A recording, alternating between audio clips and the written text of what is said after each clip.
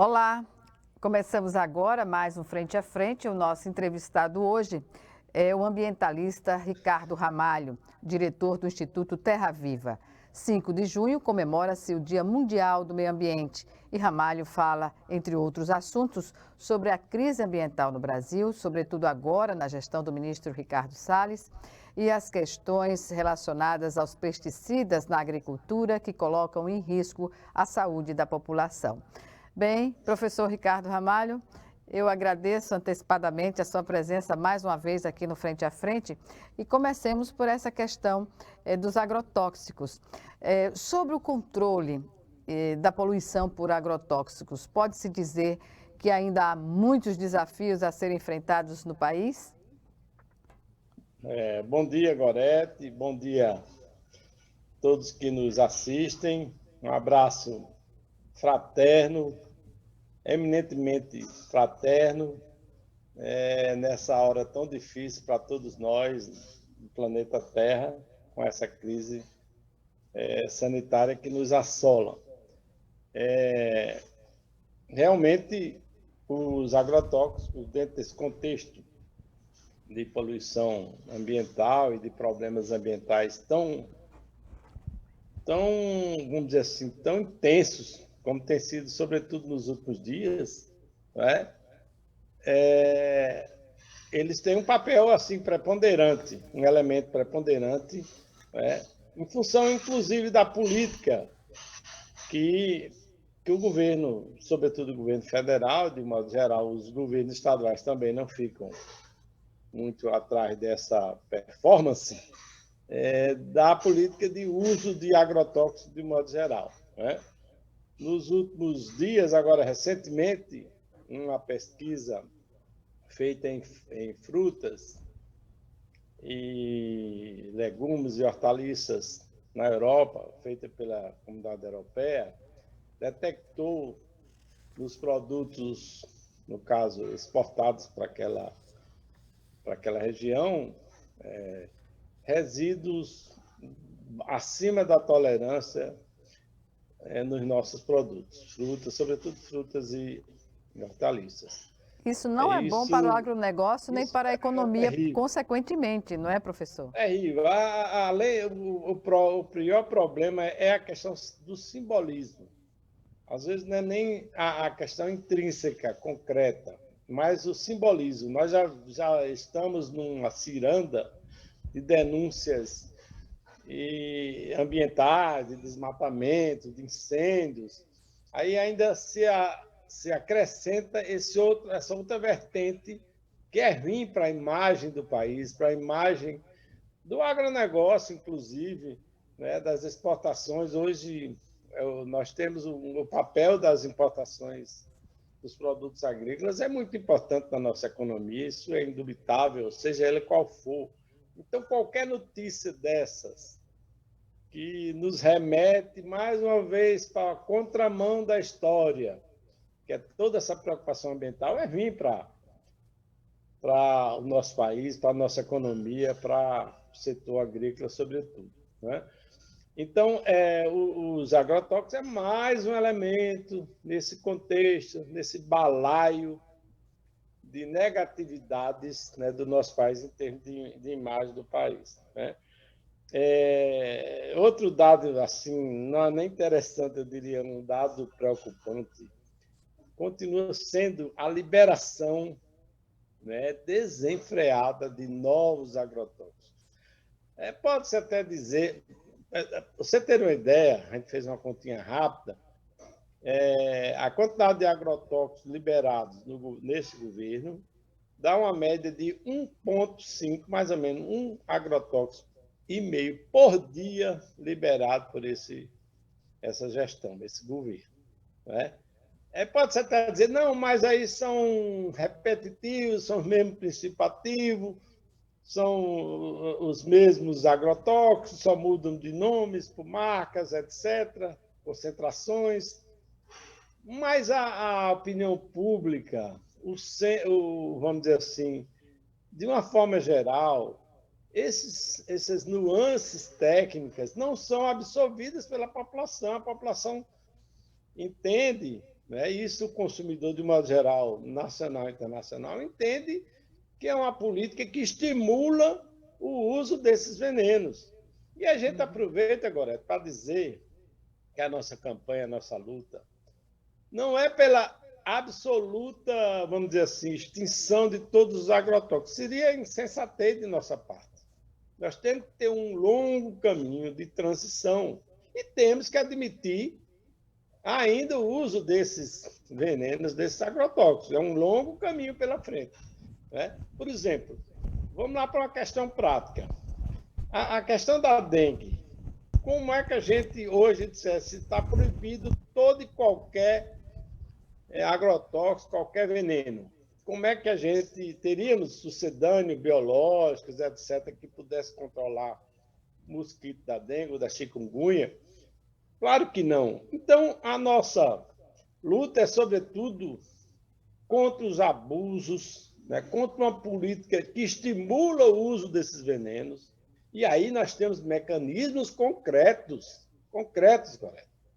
A isenção, a renúncia fiscal para os agrotóxicos é uma delas. Quer dizer, deliberadamente, os governos, né, renunciam tributos para venenos. Né, para Quem venenos. Por paga a exemplo, conta, professor? Quem paga a conta nós, da né, isenção nós, fiscal dos agrotóxicos, no final das contas? nós, a sociedade está renunciando através dos seus governos, inclusive os governos estaduais, porque tem um convênio que é renovado a cada ano, durante 20 anos, todos os estados, inclusive Alagoas, renuncia uma série pratica isenção fiscal com uma série de tributos que seriam pagos pela comercialização de agrotóxicos. Isso faz 20 anos. Até o final do ano, por exemplo, esse mecanismo legal, né, absoluto de todos os estados e do Distrito Federal, não vai se cobrar determinadas taxas de impostos sobre os agrotóxicos. Então, isso é um estímulo. Então, na medida em que, por exemplo, você taxa, super taxa, vamos dizer assim, o cigarro, as bebidas alcoólicas, uma série de outros produtos que trariam mal à saúde, então eles são taxados para serem desestimulados. É isso? Professor, Por que não nesse a mesma sentido, política para os agrotóxicos? É isso? nesse sentido, E o a pior, Assembleia Legislativa... Agora, deixa eu dar um dado aqui. A gente Pois não não. consegue. Tem uma lei de acesso à informação, vocês jornalistas sabem muito bem, é a famosíssima LAI, né? Ela foi sancionada, eu acredito, ainda no governo Dilma, por aí. A gente não consegue ter acesso a quanto, por exemplo, Alagoas renuncia de tributos em função dos agrotóxicos. Nós instamos, por exemplo, a deputada Jó Pereira para que ela requeresse isso da Secretaria da Fazenda. Essa requisição foi feita em março desse ano e até hoje nós não obtivemos essa resposta. Mas o plenário da Assembleia Legislativa derrubou, não é, vetos parciais do projeto de lei que destina esses percentuais do ICMS sobre cigarros, bebidas alcoólicas e agrotóxicos para a constituição do Fundo de Combate ao Câncer. Essa iniciativa já é uma demonstração de sensibilidade, né, do Poder Legislativo em relação a essa questão. Sem dúvida, inclusive é uma vitória da representatividade dessa questão. Não é nem do valor, que a gente não sabe nem quanto isso vai significar para esse Fundo de Combate ao Câncer. Mas só o fato da Assembleia, por unanimidade, reconhecer que o agrotóxico é um mal para a saúde humana e, portanto, fica incluído nesse rol de bebidas, cigarros, etc., né, e outros agroquímicos, isso é uma vitória dessa consciência, desse movimento, né, de que o agrotóxico passa a ser, pelo menos simbolicamente, considerado também um problema de saúde em Alagoas a partir dessa votação da Assembleia Legislativa. Mas eu queria me referir de que, alegando o sigilo fiscal, a gente não consegue ter acesso, por exemplo, quanto em 2020, vamos dizer, Alagoas renunciou de receber tributos referentes aos agrotóxicos. Quanto em valor? Quantos milhões? Nós não temos esse dado porque alegam essa questão do sigilo fiscal, né? Do sigilo fiscal. Mas estamos lutando.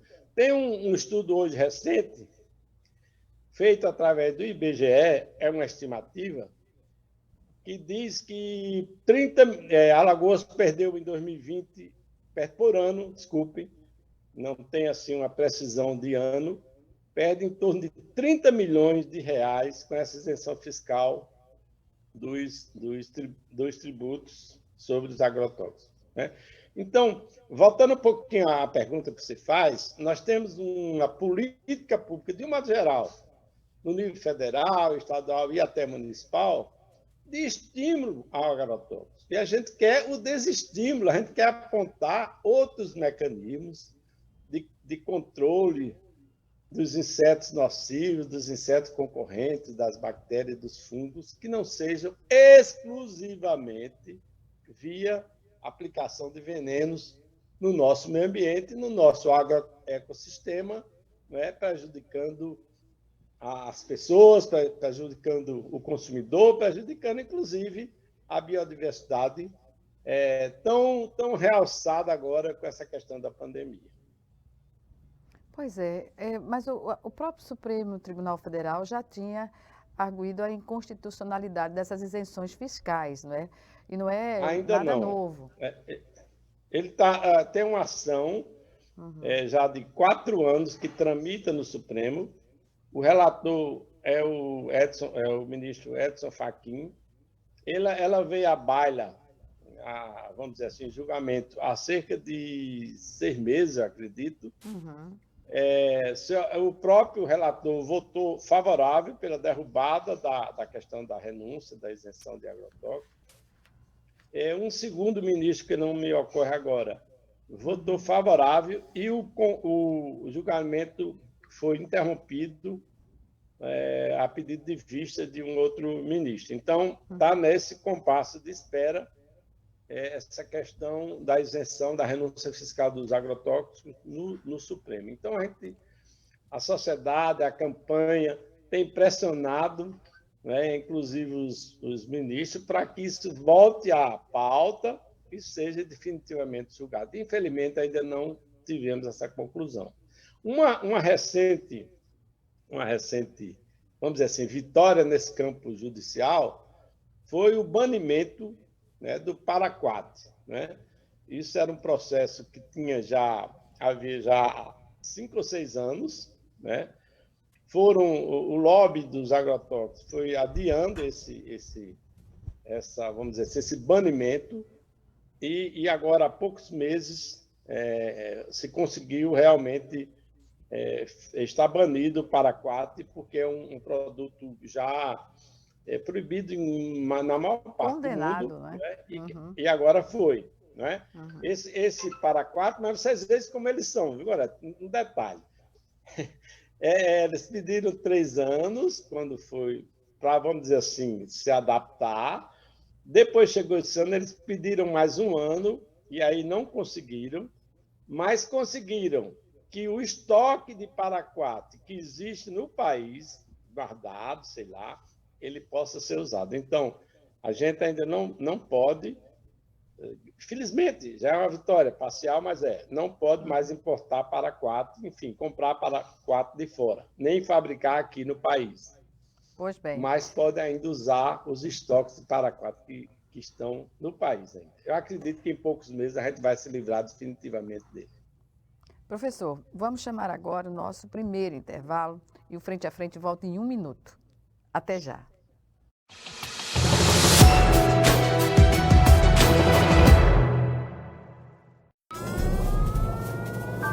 Há mais de 40 anos, um grupo de médicos criou uma organização de emergência médico-humanitária capaz de oferecer ajuda às pessoas em meio a desastres naturais, epidemias ou guerras, atendendo os mais necessitados sem se importar com raça, religião ou ideologia.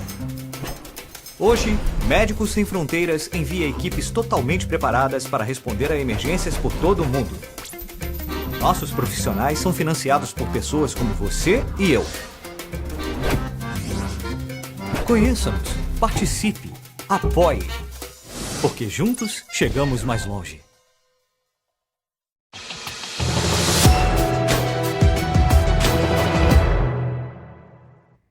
De volta com o Frente a Frente, que hoje entrevista o ambientalista Ricardo Ramalho, ele que é diretor do Instituto Terra Viva. Dia 5 de junho comemora-se o Dia Mundial do Meio Ambiente e Ramalho fala sobre a crise ambiental no Brasil, sobretudo agora, né, na gestão do ministro Ricardo Salles, e as questões relacionadas aos pesticidas na agricultura que colocam em risco a saúde da população.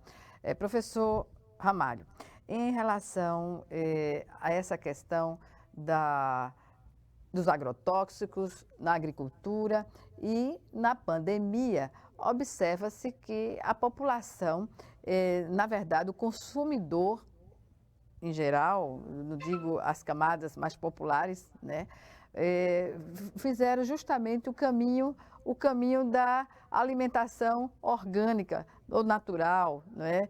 A busca por uma alimentação de qualidade.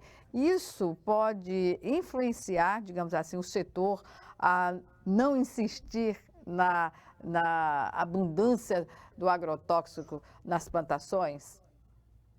Sem dúvida, o grande aliado dessa luta, o grandíssimo aliado, forte aliado disso, isso não apenas na Europa, nos Estados Unidos, mas também no Brasil, é o consumidor.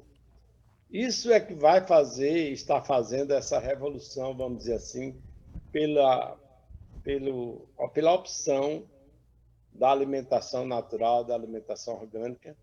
E aí, né, naturalmente, se inclui o corte dos abusos, dos resíduos dos agrotóxicos. Essa pandemia, como você bem frisou, né, permitiu, claro que ninguém queria essa tragédia planetária, que é a Covid-19, mas a população como que voltou-se ao natural, né? Dos costumes, uma das práticas que mais evoluiu nesse período tem sido o de você se alimentar em casa ou preparar o seu próprio alimento, né? Que era um costume antigo, claro, das famílias de um modo geral, e que vinha sendo diminuído pelos self-service da vida, pela necessidade de você se alimentar fora da sua residência. Quando nós fomos forçados a ficar em casa, então a família, de certa forma, também voltou a preparar o seu alimento. E aí pareceu, vamos dizer assim, surgiu essa preocupação com o alimento minimamente processado, já que a gente caminhava para o superprocessamento de alimentos, né? Isso de uma maneira geral, né? Você já compra, por exemplo, a sopa pronta, as hortaliças já no corte, prontas para ir para o fogo, às vezes semi-cozidas, semi-processadas. E aí, como a gente ficou em casa, né, boa parte da população forçada pela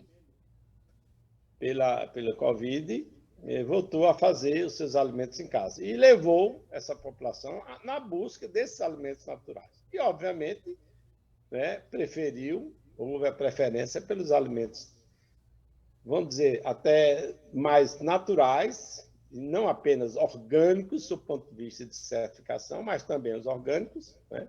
E aí se buscou feiras livres e explodiu no país inteiro, inclusive em Maceió, o delivery, né? O delivery de alimentos frescos, de alimentos saudáveis, houve uma explosão. Nós temos dados aí muito bons nesse sentido, né? Pesquisas, levantamentos que comprovam essa busca de alimentos naturais e de alimentos orgânicos, o que é muito bom nesse contexto de melhoria da nossa alimentação, né? Já então, há citações, teve esse lado bom. em revistas especializadas que o Nordeste é a nova fronteira orgânica do país, né?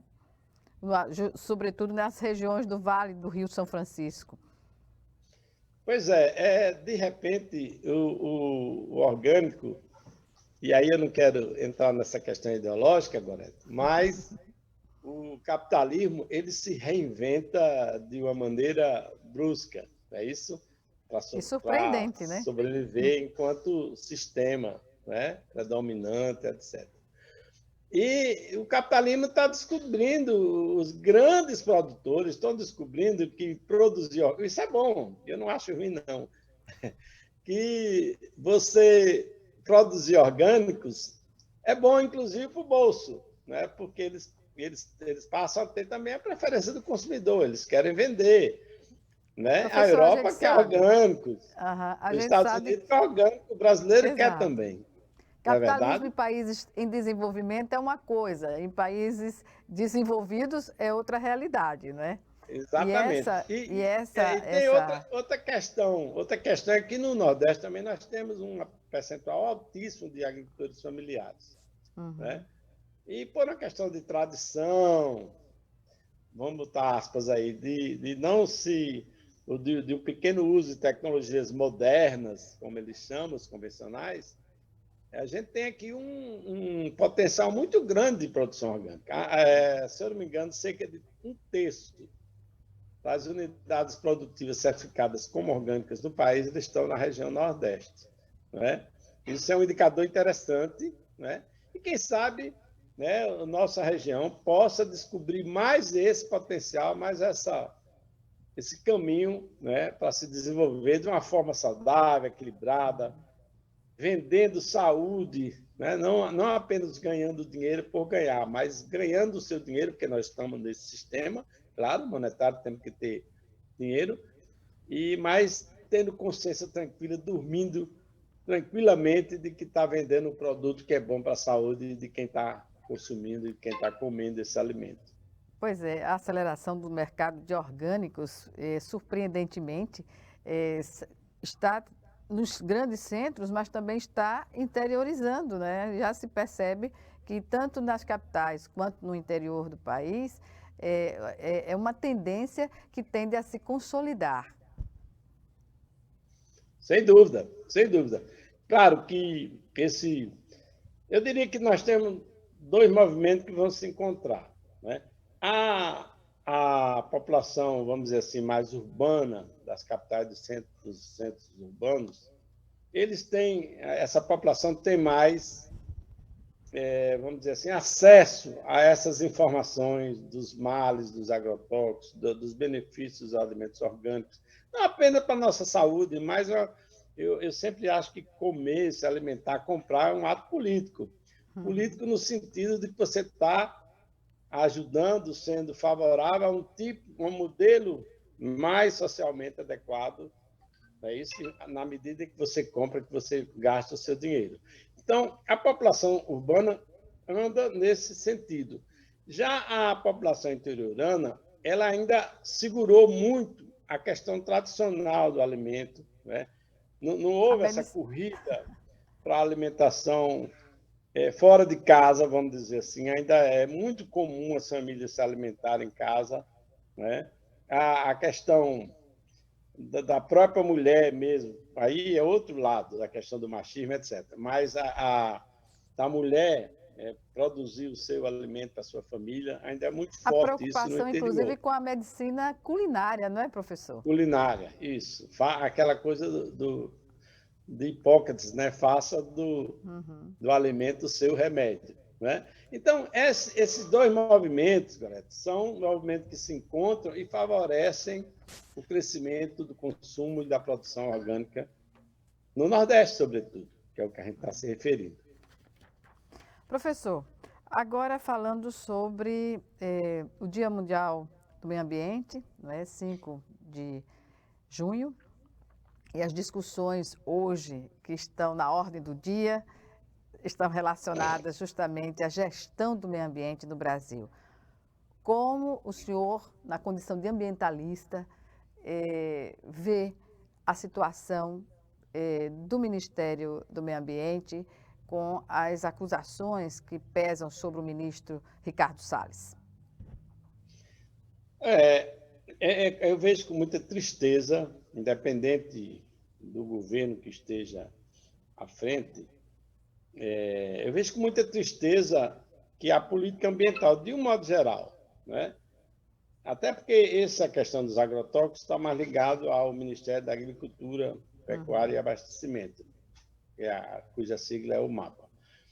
Mas eu sinto, o que me entristece, né, é nós estarmos na contramão, né, da história mundial, da civilização mundial. Hoje o mundo inteiro está preocupado com mudanças climáticas, com desmatamento, com restauração da biodiversidade, com a perda da biodiversidade, com os agrotóxicos, é isso?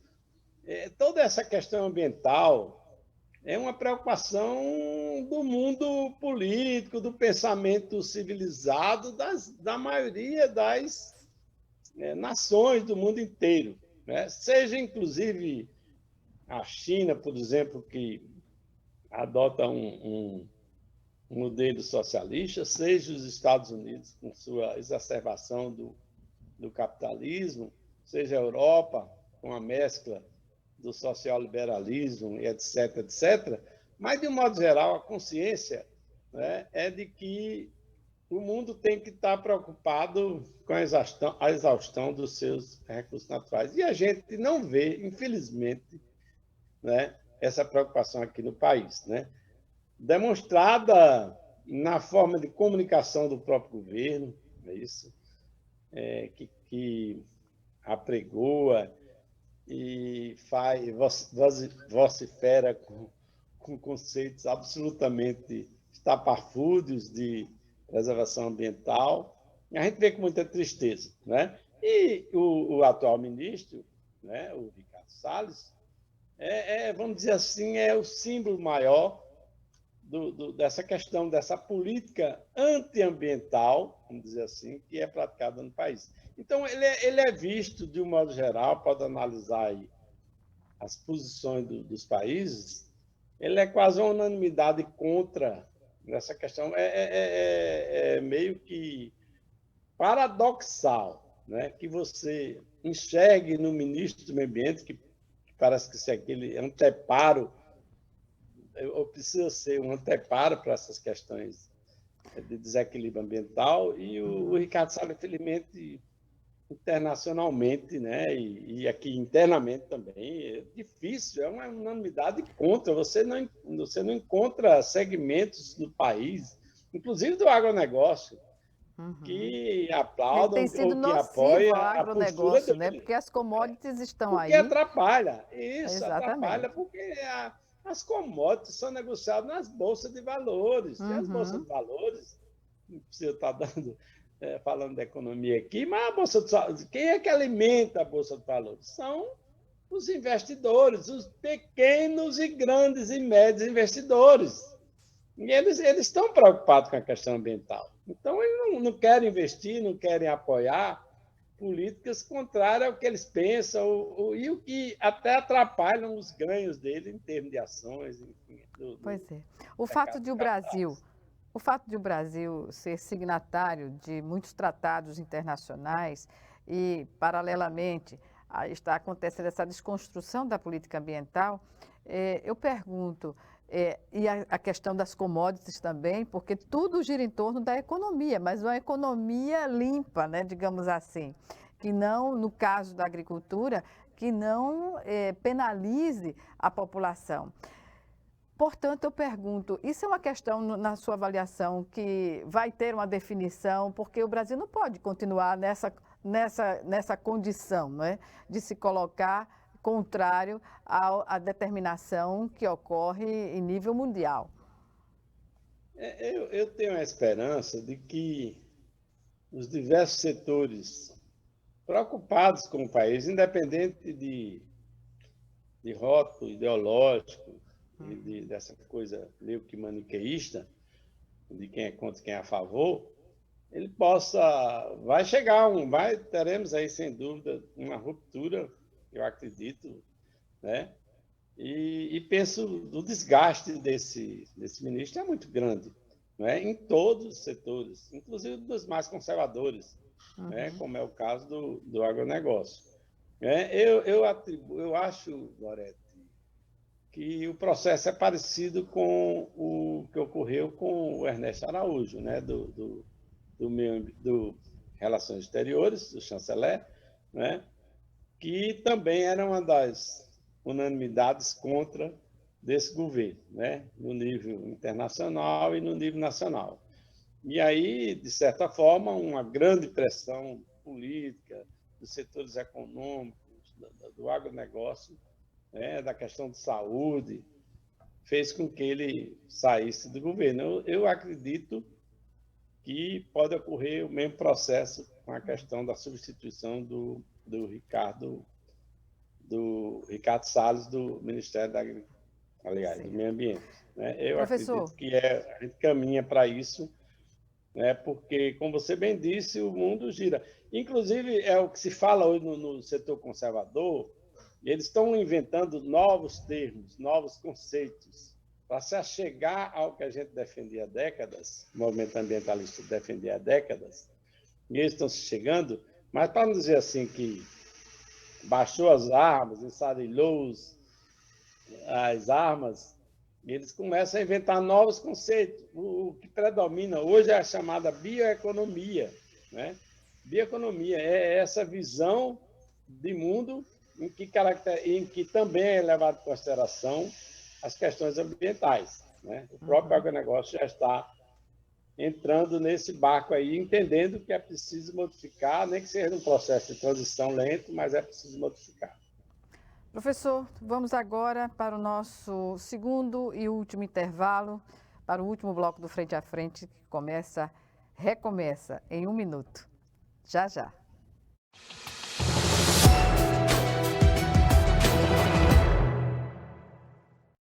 Doar sangue é seguro e não dói. O Hemocentro de Alagoas utiliza a mais alta tecnologia para fazer a coleta de sangue. Para doar sangue, é necessário ter mais de 18 anos, pesar mais de 50 quilos e apresentar um documento de identificação com foto. O doador não pode ter contraído doenças como a hepatite, sífilis, AIDS e doença de Chagas. Mais informações é só ligar 3315 2106. O Hemocentro de Alagoas precisa de você. O verde das florestas está em nossa bandeira e ainda que tentem destruir nosso maior patrimônio, nunca vamos deixar de lutar por ele. Por nossas vidas, por nosso planeta, por nossos filhos e netos. Somos independentes, somos Greenpeace. Batemos de frente contra governos e empresas que roubam as riquezas do planeta. Precisamos de todos juntos por essa causa. Acesse somosportodos.org e assine as petições. Faça parte dessa mudança já. Greenpeace, somos por todos.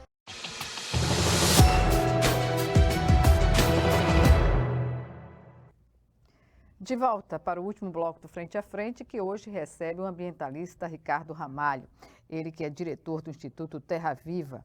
5 de julho comemora-se o Dia Mundial do Meio Ambiente e Ramalho fala, entre outras questões, sobre a crise ambiental no Brasil, não é, que compromete a natureza, bem como coloca em risco a saúde da população. Portanto, professor Ricardo Ramalho, falemos agora sobre a programação para o dia 5 de junho, não é? Como está se pensando fazer algo que chame a atenção da população para os problemas existentes, melhor dizendo, mas também digamos, uma mensagem de esperança, como o senhor colocou aqui durante toda a entrevista nos blocos anteriores. No intervalo a gente observa essa mensagem do Greenpeace, né? Somos todos por todos. Né? Eu acho que é um mote muito interessante que a gente pense assim, né? Pense de uma forma altruísta, pense de uma forma para a sociedade como um todo, possamos trabalhar a tolerância. E meio ambiente, né? É um problema de todos nós, de idosos, de crianças, de mulheres, de jovens, enfim, todos os segmentos hoje estão preocupados com o meio ambiente. Está aí a data, 5 de junho, Obviamente que teremos muitas limitações em função das medidas restritivas de aglomeração. Nós somos latinos, somos muito afeitos a essa coisa das comemorações próximas das pessoas, não é? Temos muito esse afeto, né? O afeto com a população de modo geral, mas infelizmente a gente, obviamente, que não vamos ter essa condição hoje. Aliás, esse ano, em função do que a gente já sabe das restrições. Mas eu aproveito, inclusive, Gorete, para dizer e ressaltar que nós não cometamos mais um erro que tem acontecido ao longo de muitos anos, que é de comemorar o Dia da Árvore, parece que no dia 22 de setembro, coisa assim, né? É um erro grave que em Alagoas, que no Nordeste, de modo geral, se comete, que é uma época absolutamente inapropriada sob o ponto de vista climático para se plantar árvores. Enquanto que 5 de junho, não. É uma data muito interessante sob o ponto de vista climático para todas as regiões de Alagoas, do Nordeste, de modo geral. Então, que a gente aproveite, não é? Eu vou fazer uma proposta aqui bem simplória, que nas redes cada um plante uma árvore, fotografe esse plantio de uma árvore no seu quintal, no seu jardim, na frente da sua casa, em áreas públicas. Cada um plante essa árvore, identifique a espécie, por exemplo, né, o local que você plantou, e jogue nas redes sociais, por exemplo. Algumas redes, inclusive, estão organizando, eu participo de 2 delas, estão organizando de forma assim,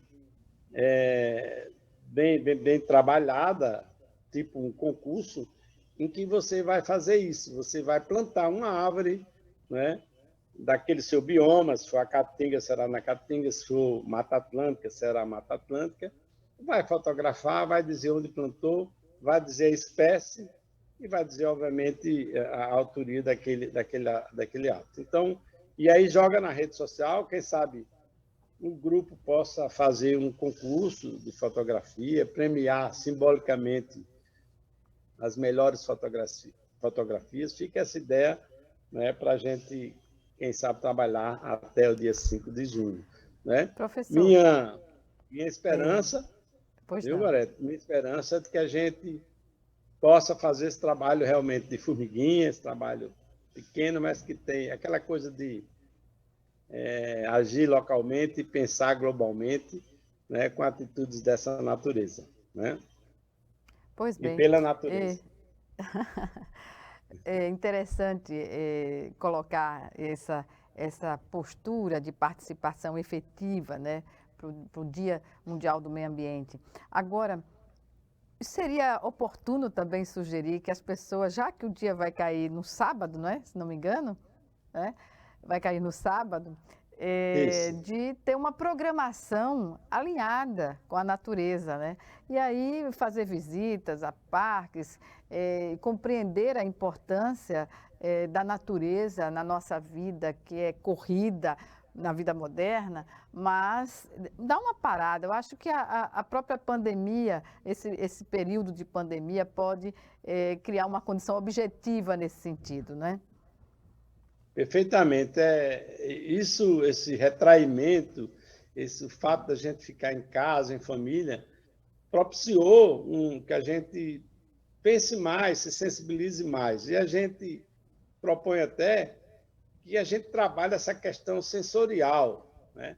Que a gente trabalhe os nossos sentidos para sentir a natureza, seja no tato, seja no olfato, seja na visão, isso, seja no sabor, no gosto da natureza. Às vezes a gente se afasta de tal forma dessa conexão, vamos dizer assim, com a natureza, que começa a perder essa sensibilidade, esse sensoriamento do que tem na natureza. Né? Você pegar uma lupa e observar, por exemplo, uma flor, as nevuras de uma folha, de um inseto, isso que às vezes, pelo seu tamanho, a gente vai se afastando, é coisa meio macroscópica, né? Cheirar, amassar uma folha para cheirar o seu odor, fazer um prato diferente, né? Saborear uma série de plantas que a gente está chamando, né? Não como as chamadas punks, né? Plantas de alimentação não costumeiras, não é que é o caso, por exemplo, de que tem na natureza, né? Do bredo, da taioba, né? Do mamão verde, enfim, também aproximar os nossos sentidos, as nossas qualidades sensoriais da natureza, tendo esse cuidado, né? De não só, por exemplo, cheirar, sentir o odor das coisas artificiais, dos perfumes de laboratório, mas a natureza está cheia de perfumes naturais. Às vezes você esmaga uma folha e tem um perfume absolutamente desconhecido do seu olfato, como também a questão dos alimentos, né, que você possa trabalhar, seja ele pré-cozido, seja ele quem pratica crudoverismo pode, né, se alimentar deles crus, enfim, uma série. Isso a pandemia trouxe também a população, as pessoas para esses sentimentos, para essas observações. Então, é Professor. outra opção da gente comemorar o Dia do Meio Ambiente dessa forma. Pois bem, temos 3 minutos de entrevista ainda. Eu gostaria que o senhor falasse sobre a visita à Aldeia Verde, que tem uma programação específica, né, para o Dia Mundial do Meio Ambiente. Pois é, a gente faz um trabalho aqui em Guaxuma, né, onde a gente reside. É uma parceria também com o Instituto Terra Viva. A gente produz alimentos orgânicos, tem uma RPPN de 11 hectares, tenta fazer, por exemplo, práticas não convencionais, a exemplo do ecopaisagismo, ou seja, você fazer um paisagismo ligado à questão dos próprios recursos que você tem, das próprias plantas, tentando usar plantas ornamentais do seu bioma, do seu entorno, usando elementos, né, elementos que possam ajudar nesse paisagismo, como a questão do barro. Nós temos uma variedade incrível de barro, né, aqui em Maceió, de cores diferentes, de pedras, de troncos, né, das cascas dos nossos mariscos, como é o caso do sururu, do maçunim, né, que podem ser trabalhadas nesse paisagismo. Fica aí também uma proposta para a Prefeitura de Maceió trabalhar o ecopaisagismo, né, nas praças, nos canteiros. Os custos são menores, você valoriza os produtos que você tem na sua terra, dá uma destinação adequada, às vezes, a resíduos, como é o caso dos crustáceos, né?